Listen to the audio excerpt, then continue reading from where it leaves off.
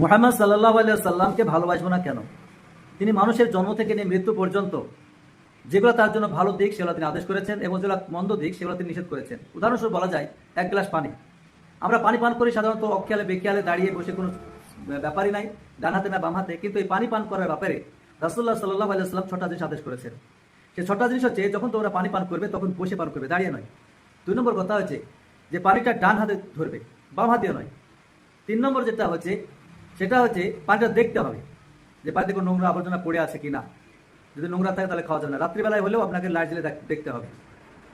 4 নম্বর হচ্ছে যে পানি যখন পান করবেন তখন বিসমিল্লাহ বলে পান করতে হবে। 5 নম্বর হচ্ছে যে আপনাকে 3 ঢোকে পান করতে হবে। এই নয় ডক ডক করে 1 বোতল পানি আপনি শেষ করে দিলেন, এভাবে খাওয়া পান করা যাবে না। 6 নম্বর হচ্ছে যে আপনাকে আলহামদুলিল্লাহ বলতে হবে। ইসলামের পানি যদি আপনি পান করেন তার নির্দেশ অনুযায়ী, তাহলে 1 গ্লাস পানিতে রাসূলুল্লাহ সাল্লাল্লাহু আলাইহি সাল্লামের 6টা সুন্নত আপনার আদায় করা হবে। আর একটা সুন্নতের দাম বলা হয়েছে, যখন সুন্নত মিটতে আরম্ভ করে তখন যদি কেউ একটা সুন্নত আদায় করে তো বলা হচ্ছে সেই সুন্নতটা 70টা শহীদের দরজা সমান তার সব তার আমল নামায় লেখা হয়। অতএব আপনারা এই সুন্নতগুলো তো মানুষের কাছে নাই, তাই প্রত্যেকটা সুন্নত আমল করে আমাদেরকে তৌফিক দান করুন।